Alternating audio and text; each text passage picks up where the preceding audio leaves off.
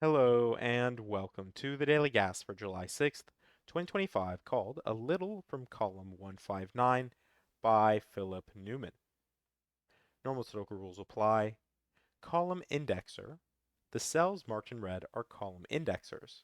If a digit D in a red cell is in column C in its row, then digit C is in column D in the same row.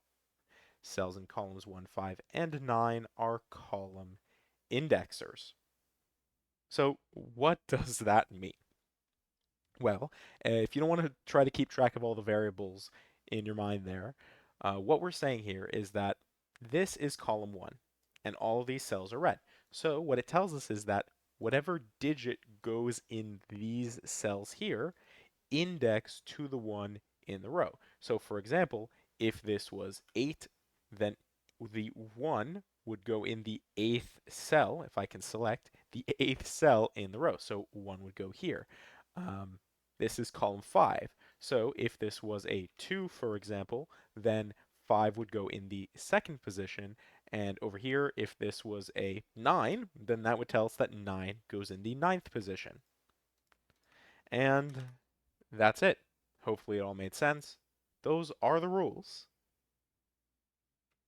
But we're not going to jump into it quite yet because there is a little trick that I want to inform you of. And if you've seen some of my previous solves of 159 puzzles, I'll either explicitly state the rule or I'll use it and kind of explain it as I'm going. But it's I guess it's kind of a trick. It's just kind of something that's known.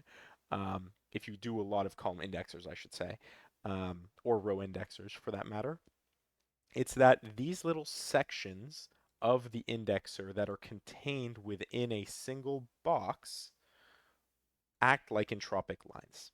Entropic lines are lines where you have one low digit, 1, 2, 3, one middle or medium digit, 4, 5, 6, and one high digit, 7, 8, 9. Let's work through this kind of logically here, right? It's pretty intuitive once you understand. If I placed a 2 here, that's a low digit, it tells us that 1 goes in the second cell. What that 2 has done is it eliminates 1 from ever going in any of these other cells. So what that means is this could never be 1 or 3, even though there's no Sudoku reason that would stop this from being a 3, because it now acts as an indexer. 3 would place 1 here within the same box. So if you think about these rows here, they share these kind of boxes, then this must either point to cells in the central box, 4, 5, and 6, or to the rightmost box, 7, 8, and 9.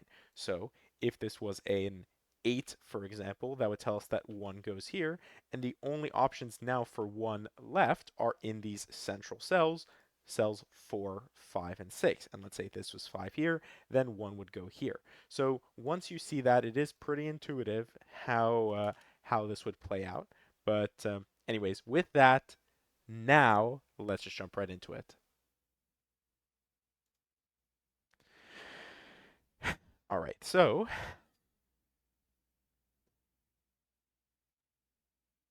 I guess first things first is we can just kind of go through and place like what we see. Um, like the 1 here is going to be in the 7th position. 5 is in the first position, 5 is in the ninth position. I'm very tempted to just throw 5 there because I'm actually also seeing that we have some kind of X windmill symmetry, and what that does for us, it also tells us that we get a 3 in the corner. So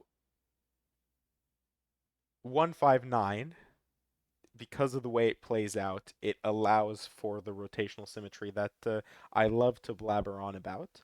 I do see 3 here by Sudoku, 7 here by Sudoku. Um, yeah, so it is X windmillable, I guess we could say. That's going to be my new word of the day here. I always like to make up one word every day. Now the question is what am I not seeing?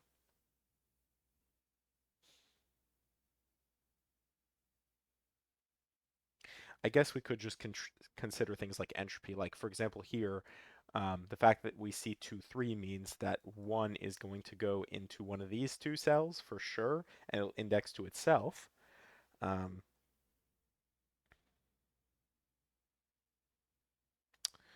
oh, and interesting. This cannot be 1, 2, or 3, because 1 already goes here.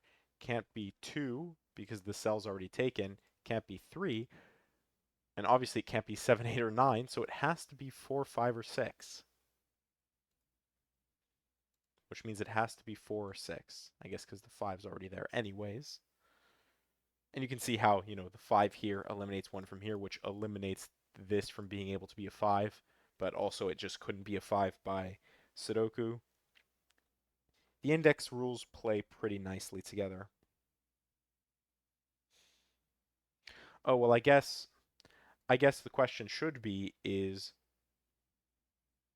we know this has to be the 1, right? I don't really have information on this. Like, this could be 8 or 9, but we actually do know because of this 7-9 pair. This 7-9 pair says the high digit that goes here must be an 8, which means the 9 in this section must be there. And that means 8 tells us that this is 1, 9 tells us that that's 1. And of course, you can also see how these play together, 7, 9, and 8. Symmetrically, I guess the 1, the 1 and 9 play together, but the 8 gives us the 2 here, and we get the 9 there.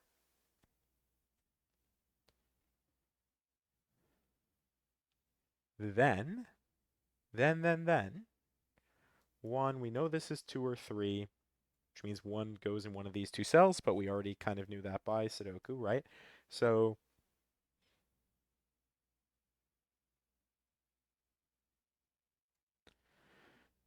this is going to be 2 or 3 here,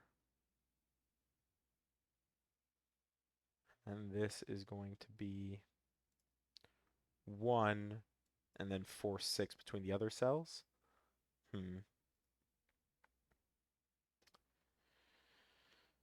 All right, well, I guess I've ignored this central group of cells here, right? Because everything we do here always applies here, unless I'm missing something, but it looks like we have X windmill. So what can we do here? We already have the low digit. The medium digit is either going to be 5 or 6, probably going to be 6, but we don't know that quite yet. 6 would place 5 here. 6 couldn't go here. I guess then what's the high digit? It can't be 7 or 9, so it must be 8. And, of course, if this was 8, then that would tell us that 5 must go in the 8th position, but we know that that's already a 3, so actually that means this is 8, 2, and then we'll get 5 and 5 there. Oh, and 3. Oh my goodness. How did I ignore this? I did, you know what? I was looking for 1s, 5s, and 9s, and I wasn't considering what if we just have givens? What if we just have givens in the actual columns themselves that aren't the digits 1, 5, or 9? Don't mind me, folks. Don't mind me. So, what can we do with that then?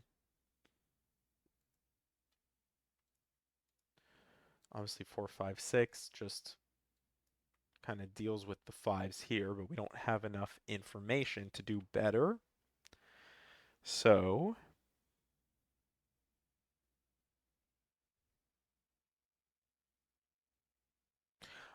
well, here's something. 8. We know that this has to be, this cell can't be 8, right? Because we've already taken care of the, oh well. Oh my lord. Don't worry. Don't worry. Don't ignore me. Ignore me. This is gonna be 8. This is gonna be 2. I'm making it harder than it needs to be. I'm making it harder than it needs to be. 8 gives us 9. 8s are, yeah, I was gonna say they're resolved here. 8 we get 2. 8. Wait, sorry. What did I just do?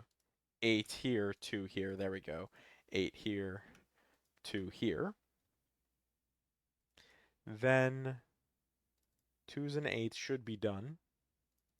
1s. No, 1s and 9s are going to be the same here. Let's take a look at threes. See if I'm missing something there.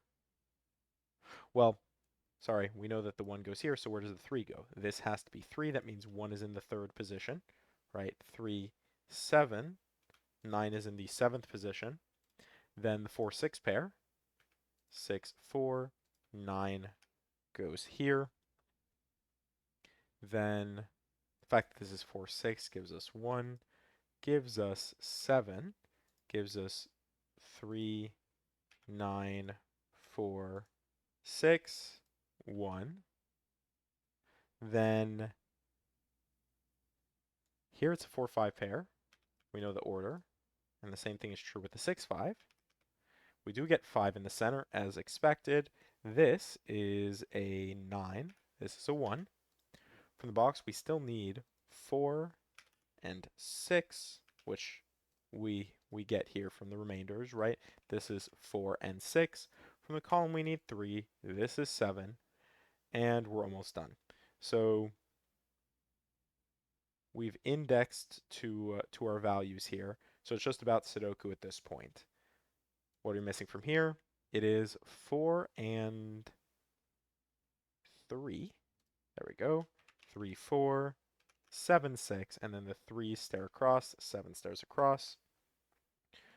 This is 4, this is 6, this is 4 and 6, and we are done in exactly 8 minutes with A Little from column 159 by Philip Newman.